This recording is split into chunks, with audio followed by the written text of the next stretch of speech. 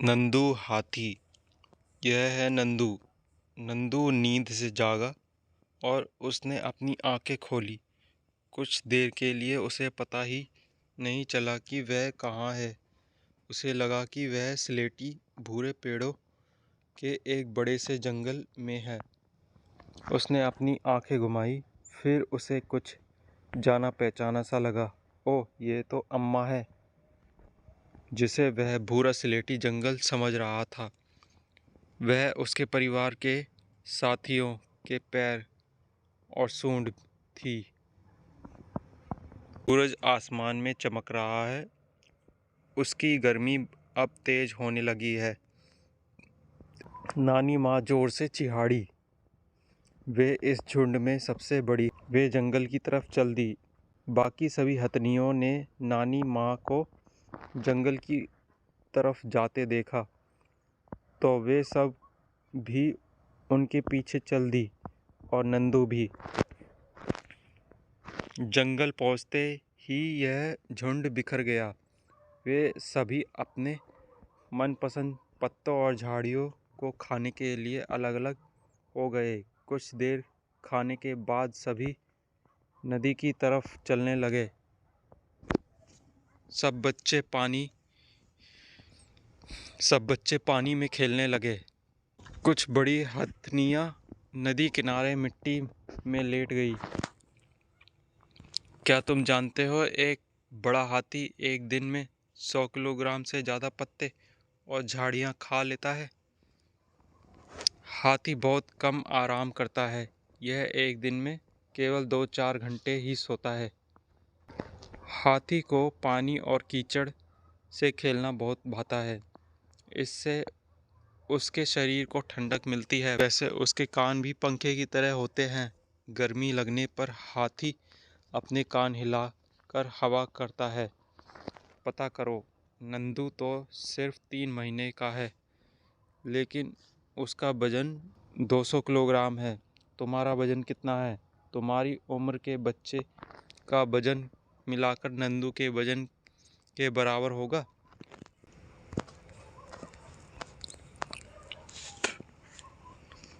खेल खेल में नंदू ने अपने साथियों को एक दूसरे की पूंछ खींचते हुए देखा। उसने सोचा कि मैं बहुत छोटा हूँ, कहीं ये सब मेरे ऊपर ना गिर जाएं।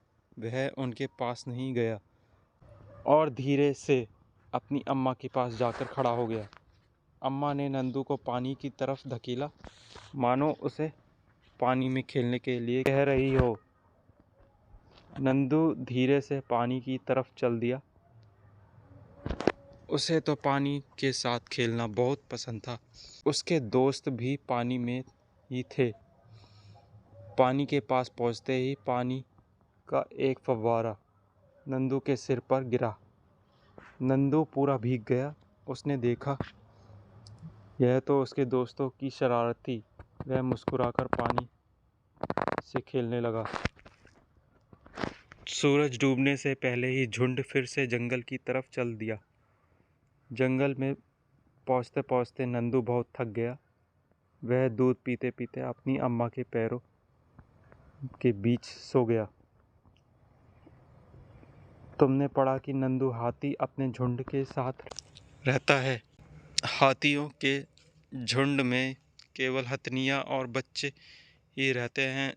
झुंड की सबसे बुजुर्ग हथनी ही पूरे झुंड की नेता होती है। एक झुंड में 10 से 12 हथनियाँ और बच्चे होते हैं। हाथी 14-15 साल तक ही इस झुंड में रहते हैं, फिर वे छोड़ देते हैं और अकेले रहते हैं। नंदू भी जब 14-15 साल का हो जाएगा तो वह अपना झुंड छोड़ देगा। हाथी की तरह ही और भी कुछ जानवर समूह में एक साथ रहते हैं। जानवरों के ऐसे समूह को झुंड कहते हैं। झुंड में रहने वाले जानवर मिलजुल कर सभी काम करते हैं, जैसे खाने की तलाश में घूमना, खेलना और नहाना। अगर तुम नंदू होते तो झुंड में रहते तो क्या क्या करते? हाथियों के झुंड में सभी फैसले सबसे बुजुर्ग हाथनी लेती है। तुम्हारे परिवार में घर के फैसले कौन लेता है? हाथियों के झुंड का एक कोलाज बनाओ।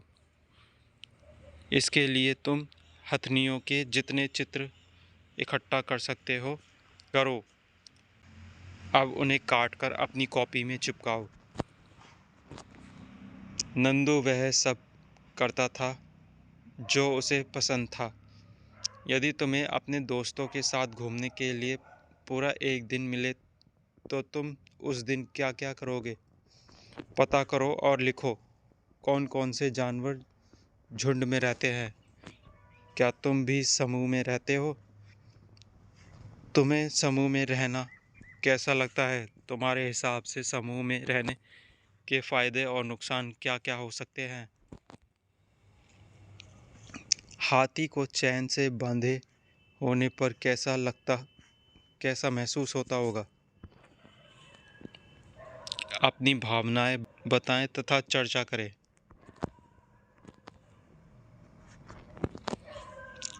क्या तुमने कभी हाथी पर सवारी की है? कैसा लगा? तुम कौन कौन से जानवरों पर बैठे हो? उनके नाम लिखो। तुमने अपने आसपास फिल्मों या किताबों में कई जानवरों को देखा होगा। अकेले और झुंड में देखे गए जानवर में से किसी एक के बारे में पता करके कुछ बातें लिखो।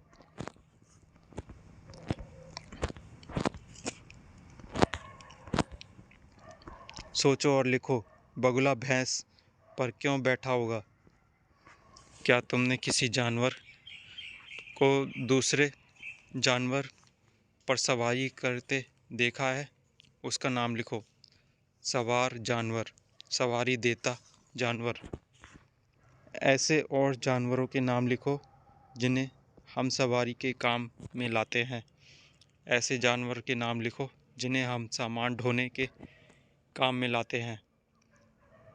तुम्हारा अपना हाथी बनाओ। अगले पृष्ठ पर दिए गए हाथी के चित्र को बड़ा करके एक मोटे से कागज पर बनाओ। उसे आप बाहरी रेखा पर से काटो। अब चित्र में जहाँ काटो लिखा है वहाँ पर थोड़ा सा काटो। ध्यान रहे काट कर अलग मत करना। जहाँ मोड़ो लिखा है वहाँ से बिंदु वाली रेखा पर से मोड़ लो।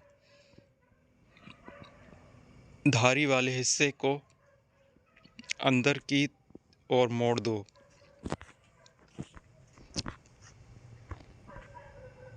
अब पूंछ बनाकर चिपका दो। बन गया ना हाथी? इसे अपनी पसंद के रंग से और अलग अलग तरह से सजाओ। इस हाथी को अपनी कक्षा में लटकाओ। अपने साथियों के बनाए हुए हाथी भी देखो।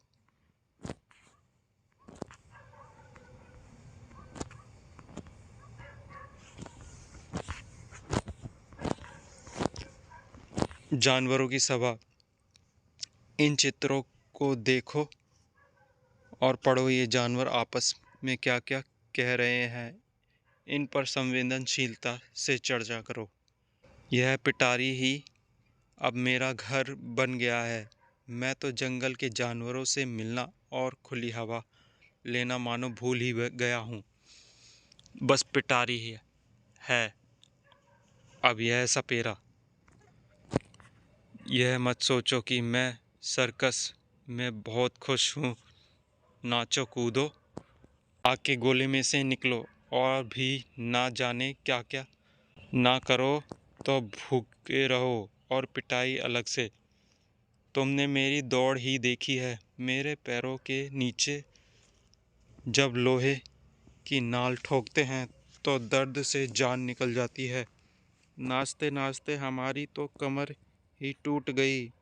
मन ना हो तो फिर भी नाचो, वह भी खाली पेट। म्याऊं म्याऊं म्याऊं। लोगों के लिए कुछ भी काम करती, फिर भी बच्चे मुझे बहुत प्यार करते हैं। दूध पिलाते हैं और सहलाते भी हैं। मैं अपनी मर्जी से सब जगह आती जाती हूँ।